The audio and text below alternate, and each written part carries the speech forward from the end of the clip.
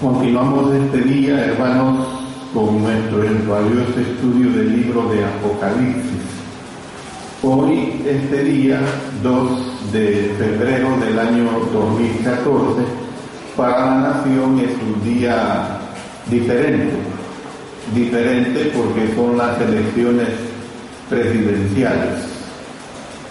Sin embargo, para nosotros este día no es diferente, sino que es muy especial, porque es el día de adorar al Señor.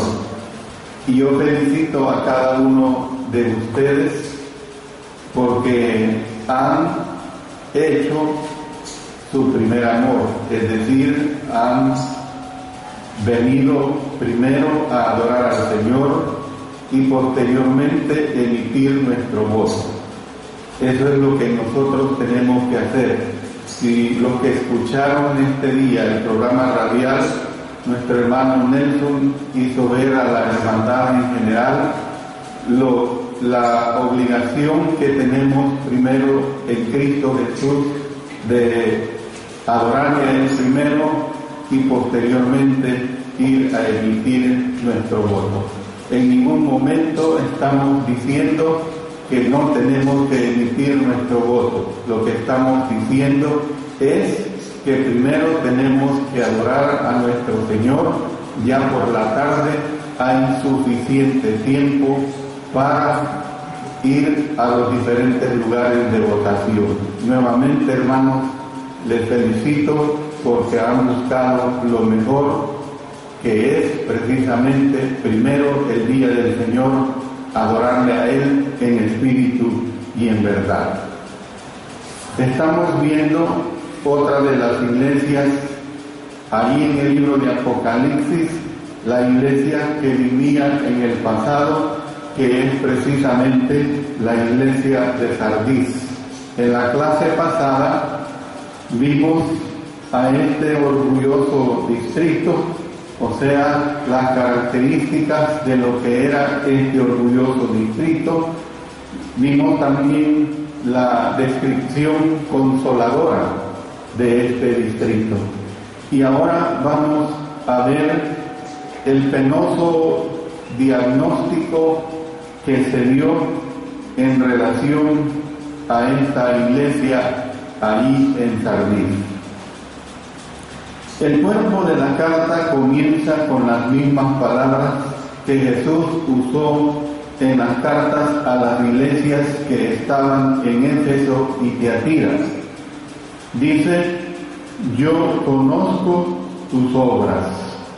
Jesús repitió estas palabras en las cartas a las iglesias que estaban en Filadelfia y la Odisea. A estas dos congregaciones las había elogiado en la ocasión que les correspondió. Había dicho a los cristianos que estaban en Éfeso: yo conozco tus obras y tu arduo trabajo y paciencia, y que no puedes soportar a los malos. En el capítulo 2, verso 2, leemos esta declaración. A los que estaban en Tiatira, alabó diciéndoles: yo conozco tus obras y amor y fe y servicio y tu paciencia, y que tus obras postreras son más que las primeras. En el verso 19 del capítulo 2 está también esta declaración. Tenga presente que las 7 cartas no circularon por separado. Esto quiero que usted lo grabe, hermano, hermana. Las 7 cartas no circularon por separado. Cuando una de las 7 iglesias se reunía para escuchar la carta que había sido enviada a ella, sus miembros escuchaban también las otras 6 cartas.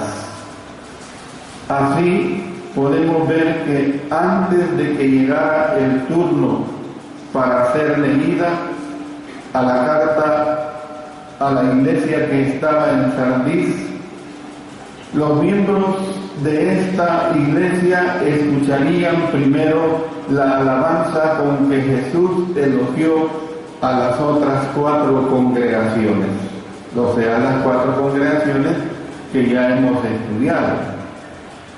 Además, hermanos, del elogio con que distinguió a las iglesias en Éfeso y Tiatira, Jesús alabó a la iglesia que estaba en Esmirna por mantenerse fiel aún en medio de la tribulación, y a la iglesia que estaba en Pérgamo por retener el nombre de Él. Ya hemos visto claramente esta situación. Si a lo anterior se añade el hecho de que el pasado de Sardis era el más ilustre, es muy probable que los miembros de esta congregación estuvieran esperando, por decirlo así, hermanos, la más pródiga alabanza de parte de Jesús. Y lo que oyeron, en cambio, fue un enjuiciamiento divino que debió de haber causado en todos una callada protesta, y en algunos también pudo haber causado cierto enojo. Pudo haber causado cierto enojo. En el texto original bastaron 8 palabras para valorar el estado de la congregación. Sin embargo, es difícil hallar lenguaje más contundente. Noten lo que dice allí el verso 1, casi en la parte final. Tienes nombre de que vives y estás muerto. Esto es bien duro, hermanos, porque lo está diciendo nada menos, repito, en voz de nuestro Señor Jesucristo. Tienes nombre de que vives y estás muerto. Y en esto, en el desarrollo que vamos a ver, vamos a entender más esta declaración: tienes nombre de que vives y estás muerto. La congregación tenía nombre, es decir, tenía fama de que estaba con vida, gozaba de una reputación de vitalidad espiritual. Se ha dicho que la reputación se refiere a lo que la gente piensa que uno es, mientras que el carácter a lo que uno realmente es.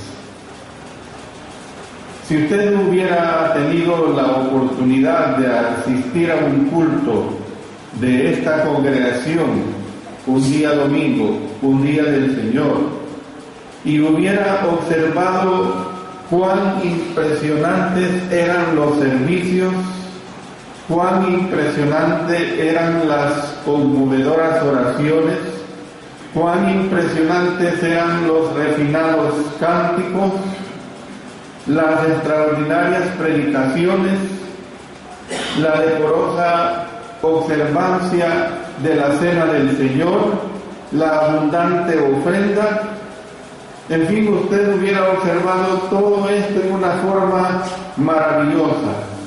Es probable que hubiera salido exclamando: esta sí es una iglesia que vive por Cristo Jesús.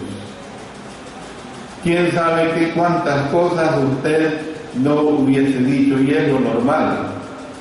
Yo una vez tuve la oportunidad de estar en California y salgo un día domingo a buscar la congregación para adorar al Señor en espíritu y en verdad.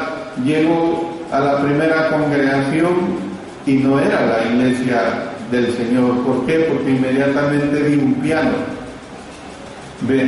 Y di la vuelta y el predicador de esa congregación me quiso retener y yo le dije: no, porque ustedes usan música instrumental. Luego fui a otro lugar y cuando entro veo una adoración que es normal en el sentido como la adoración que nosotros desarrollamos. Evidentemente era una congregación del Señor, porque lo pude constatar posteriormente, debido a que allí El predicador había sido hasta compañero del hermano Rudy Rey, que ustedes conocieron en la reciente celebración de nuestro jubileo, compañero de estudio, ¿verdad? Bueno, Dios, sin embargo, no mira lo que mira el hombre. Así es.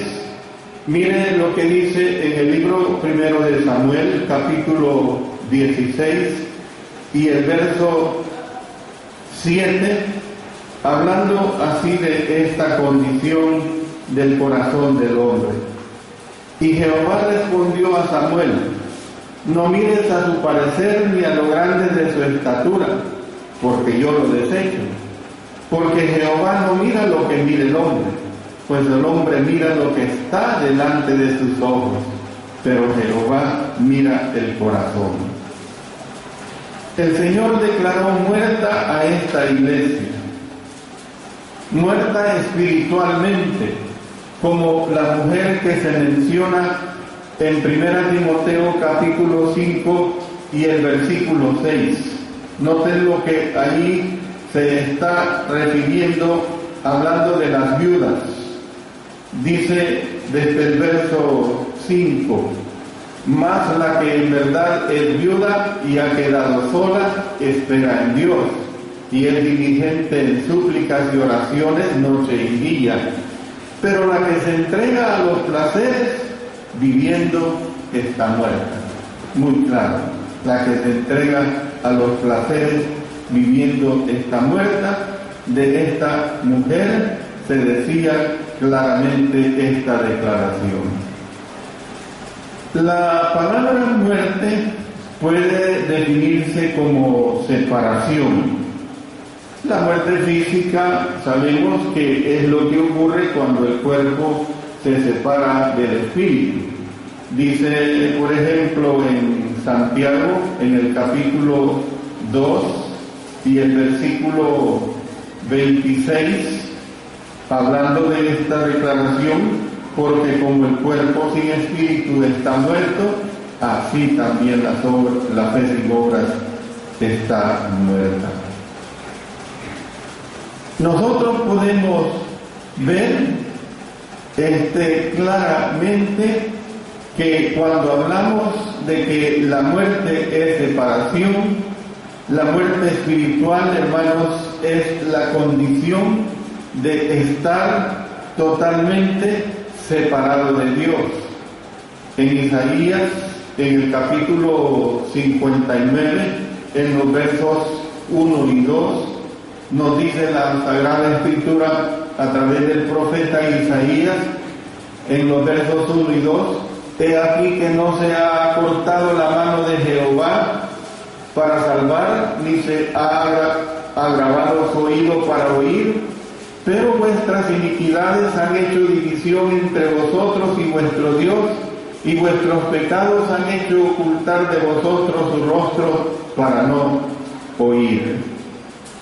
Entonces, hermanos, la iglesia que estaba en Sardis adolecía de una deficiencia o de una deficiente relación con el Señor. Y es por esta razón que tenía nombre, pero no realidad. Es decir, tenía apariencia, pero no consistencia.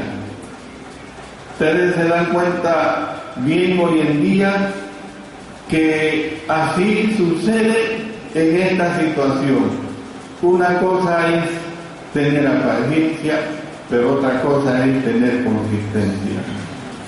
Bueno, para tener una idea del asombro con que los cristianos sardianos debieron de haber reaccionado a las palabras que Jesús usó para referirse a ellos, imagínense a un hombre que toda una vida se ha sentido orgulloso de su excelente condición física.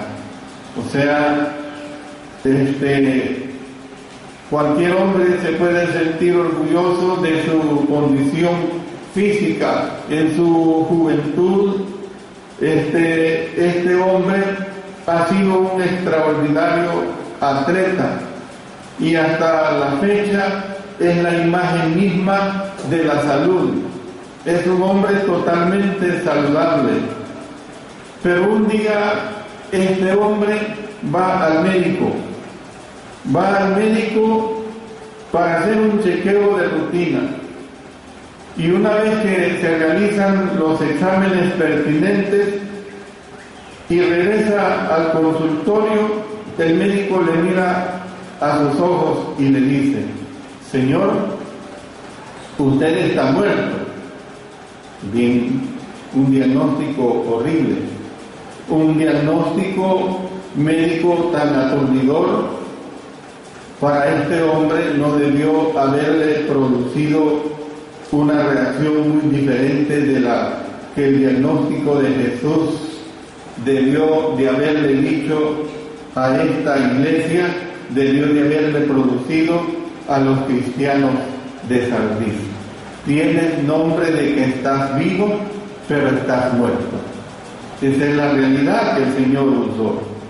De todas maneras, no habrían sido los primeros ni los últimos a los que se les declaraba muertos en delitos y pecados. Si usted mira allí en Efesios, en el capítulo 2 y el versículo 1, ahí se da esta declaración bien contundente, bien clara.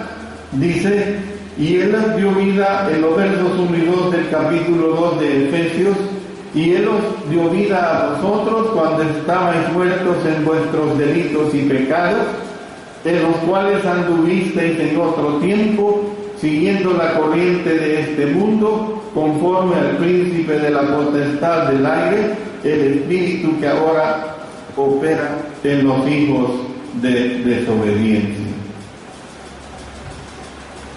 Voy a ponerles una ilustración que para mí es muy interesante, esta ilustración.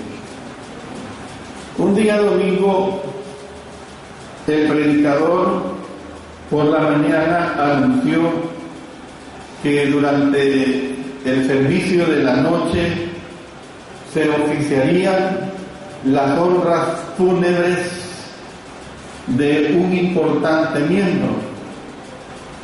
Y aquella noche los confundidos adoradores, los cristianos de esa congregación, llegaron y hallaron un ataúd al frente de la audiencia, como quien dice, el ataúd puesto ahí. Cuando llegó el momento del sermón, el predicador se refirió en términos generales al fallecido. Y por último, dijo: algunos de ustedes se estarán preguntando quién murió. Y les dijo: yo los invito a acercarse al ataúd. Cuando los miembros en fila miraban dentro del ataúd, veían un espejo en el que se reflejaba el rostro de ellos. Esta, hermanos, fue la manera, podemos decir, muy poco sutil, que el predicador le insinuó a la congregación su necesidad de revivir espiritualmente. Él conocía a su congregación, conocía cómo estaba caminando, y entonces les dio este mensaje, les hizo ver la necesidad de revivir espiritualmente. Hermanos, si alguien nos anunciara que estamos a punto de morir, óigase bien, si alguien nos anunciara que estamos a punto de morir, es muy probable que le exigiríamos pruebas de tal pronóstico. No nos agradaría, a quien le agrada, si yo tomara ese lugar ahorita y escojo a uno de ustedes, siéntase como que usted personalmente ha sido escogido y yo le diagnostico y le digo: mire, usted está a punto de morir. Los versículos que siguen mencionan o dan a entender, hermanos, 4 síntomas específicos que llevaron a Jesús a concluir que la iglesia de Sardis adolecía de una terrible enfermedad terminal. Y voy a mencionar y analizar cada uno de estos 4 puntos específicos que le llevó al Señor a hacer esta declaración en relación a la iglesia de Sardis. En primer lugar, tenía somnolencia. ¿Por qué tenía somnolencia? Cuando alguien que ha sido dinámico no quiere hacer otra cosa más que dormir, es tiempo de consultar al doctor. ¿Sabe usted que cuando un niño solo quiere pasar dormido, usted tiene que ponerle cuidado? Porque lo más seguro, no estoy diciendo que es el único diagnóstico, pero es bien probable que ese niño está lleno de parásitos y los parásitos le están chupando su sangre y ese niño está anémico. Y una persona anémica, una de las reacciones que da es que solo quiere pasar durmiendo, claro, no tiene fuerzas normales. Entonces, Jesús aconseja a la iglesia que estaba en Sardis: despierta, le dice, despierta, tienes que despertar. Bueno, es el primer síntoma que se presenta en la iglesia en Sardis, la somnolencia. Pero después viene el letargo. ¿Qué es el letargo? El letargo es caer en un estado en que usted está sentado y no le anima nada, no quiere hacer nada, no tiene ánimo de nada. Casi todos nosotros en nuestras vidas hemos pasado por ciertos cortos periodos de letargo. De repente, personas normales que somos, no queremos hacer nada, pero gracias a Dios solo sucede tal vez por un par de horas, una mañana o una tarde, a lo sumo un día. Cuando alguien que ha sido activo se vuelve perezoso, nos preocupamos. Es una realidad.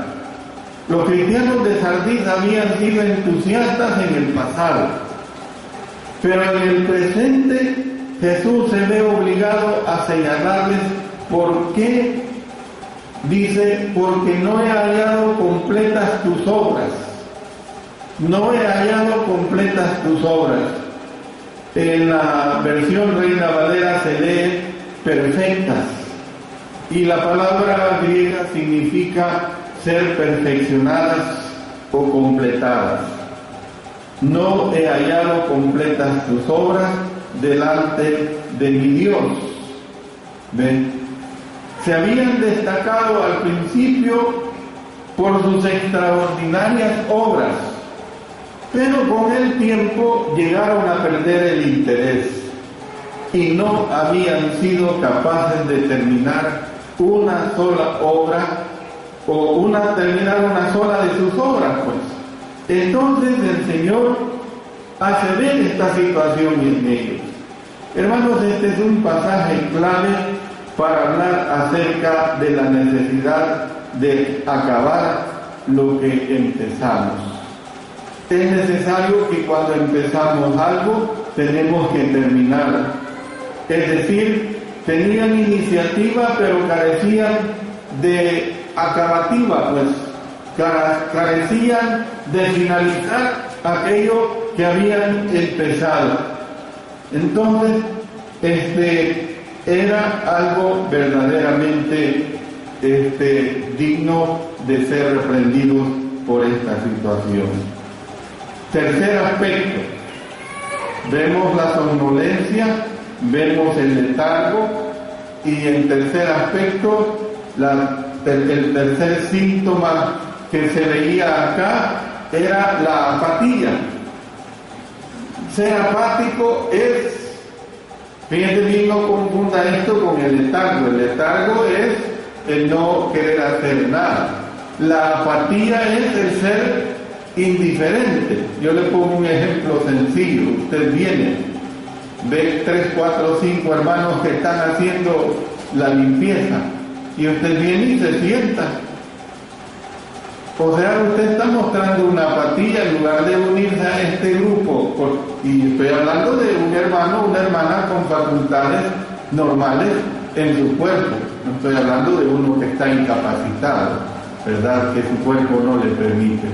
Usted se transforma en un apático, le importa poco que los demás hermanos y hermanas estén haciendo la limpieza, se sienta, se va a conversar, se va por otro lado y no busca unirse a este grupo. Esta es la apatía. Cuando alguien, hermanos, que siempre se ha enorgullecido de sus apariencias, se vuelve desasiado y desaliñado, nos alarmamos. Jesús dice aquí en este capítulo 3, verso 4, que hay unas pocas personas en Sardis que no han manchado sus vestiduras. La palabra vestidura se refiere a la clase de vida que ellos vivían. Ya sabemos, hermanos, que por toda la Biblia aparecen figuras de lenguaje parecidas a esta.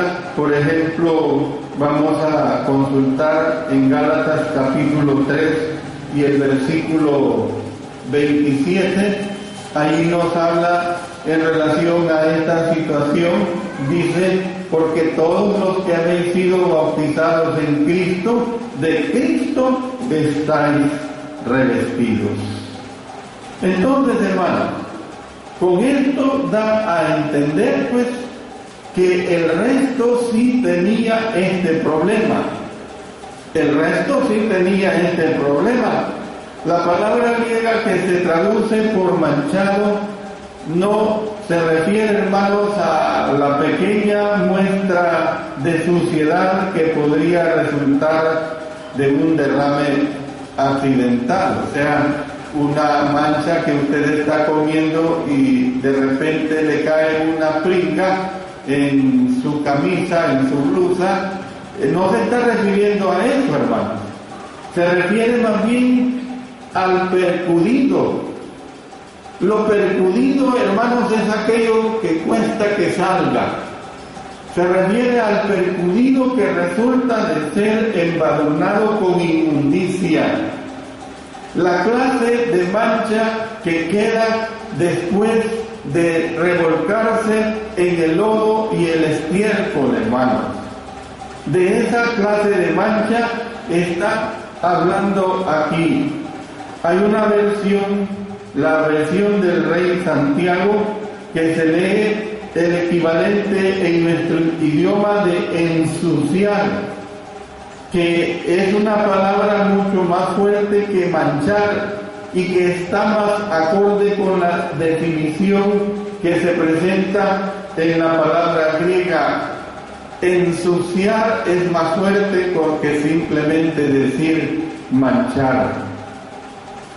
Hermanos, algunos de los cristianos de Sardis habían llegado a vivir una clase de vida tan inmunda, óigase bien, tan inmunda, que no se distinguía de la que vivían sus vecinos paganos.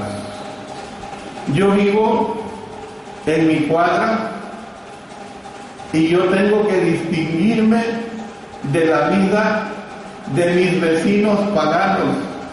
Yo tengo que distinguirme de la vida de mis vecinos mundanos.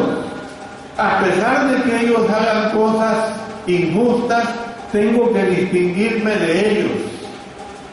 Hermanos, se habían vuelto indiferentes al mandato que habla acerca de guardarse sin mancha delante del mundo, lo que nos dice Santiago en el capítulo 1, el versículo 27. Y el cuarto síntoma, hermanos, que se presenta para la iglesia en Sardis era la susceptibilidad. ¿Qué es esto de ser susceptible? La susceptibilidad es algo, una mala característica de una persona que no admite que se le diga nada, una persona que no admite casi ningún tipo de corrección. Ustedes han oído en muchas ocasiones sobre el sistema inmunológico de nuestro cuerpo. Entonces, cuando el sistema inmunológico de una persona se deteriora, las defensas de esta persona se reducen y se vuelve susceptible a la enfermedad. Claro, estos hermanos estaban tan mal espiritualmente hablando que cualquier situación de corrección que el Señor les hiciera o predicador alguno les hiciera, pues no las aceptaban. Y hermanos, esta parece haber sido la situación en que espiritualmente hablando se encontraba la iglesia que estaba en Sardis. Parecía que habían llegado al grado de ser tan susceptibles que no querían recibir ningún tipo de corrección. Al avanzar en el estudio de la carta a esta congregación, nos llama poderosamente la atención el hecho de que no se mencionen los problemas y las tribulaciones que enfrentaban las demás iglesias. No tenían falsos maestros con los cuales contender, ya los hemos visto en el capítulo 2 en una forma muy clara. No eran perseguidos por judíos incrédulos, no estaban a punto de ser echados en la cárcel, ninguno de los miembros de la iglesia en Sardis había muerto por la fe. Todas estas cosas no las tenían ellos, habían sido bendecidos en ese sentido. Ellos tenían paz, pero hermanos, oiga lo que le voy a decir, tenían la paz del cementerio. Oigan, grábesele esto, hermano. Tenían la paz del cementerio. Usted ha ido a un cementerio, yo sé que sí. Todos nosotros hemos ido a un cementerio. La paz de un cementerio no es agradable, hermano, porque allí solo hay muertos. Si bien es cierto que tenemos que ir conforme a nuestros sentimientos, conforme a nuestros deseos, a un cementerio, en el caso mío, ver la tumba de mi madre, de mi padre, pero yo les confieso, no es un lugar que me agrada estar, no es un lugar agradable, es la paz del cementerio, hermano. Y esa paz no es la que quiere que tengamos nuestro Señor. Usted debe buscar la paz en Cristo, la paz de la vida, la paz de su desarrollo para cada día, la paz interna que le hace vivir tranquilo, la paz que a usted le da la seguridad de que está viviendo la vida en Cristo Jesús. Mire, voy a terminar esta primera parte diciéndoles esto, hermanos. Los hermanos en Sardis todavía se reunían para celebrar sus cultos, pero habían dejado de dar a conocer activamente su fe en la comunidad. Sí, yo soy cristiano. Sí, yo soy cristiano, pero el vecino de al lado, el del otro lado, el vecino del frente, no sabe que yo soy cristiano. No se da cuenta qué es lo que yo profeso. Mire, gracias a Dios, en mi cuadra donde yo vivo, yo soy conocido como el pastor o que no lo sea, ese no es el punto, porque la gente así concibe. Pero qué bueno que me conocen como pastor.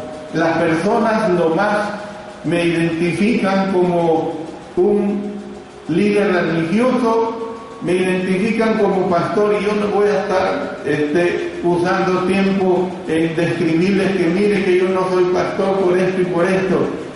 Me agrada en el sentido de que están viendo en mi persona a una persona de respeto, a una persona que profesa las cosas de Dios. Hermanos, tenemos que entender que vivían en coexistencia pacífica con sus vecinos paganos porque precisamente no pregonaban que eran cristianos. No sabían la vecindad de que ellos eran cristianos. Eran gente decente con un testimonio moribundo y un ministerio totalmente decadente, hermanos. Y de eso tenemos que cuidarnos nosotros. Tenemos que cuidarnos, hermanos, de que nuestro testimonio no sea un testimonio moribundo. Tenemos que cuidarnos nosotros de que nuestro ministerio no sea un ministerio decadente.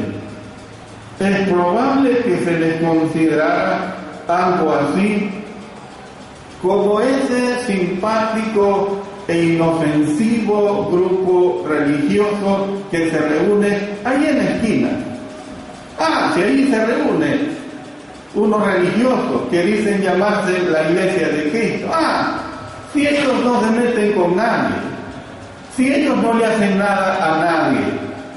Ahí en la notificación Conchita, en los últimos lotes contigo a la bomba, ahí se reúne un grupo que dice ser la Iglesia de Cristo. No le hacen nada a nadie.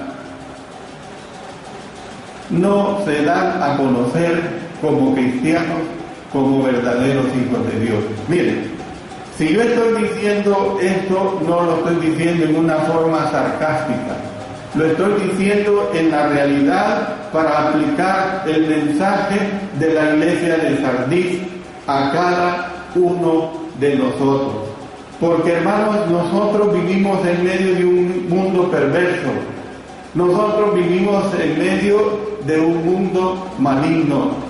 Y de la manera como nosotros nos comportamos, de la manera como nosotros nos conducimos, así es como el mundo afuera nos va a evaluar.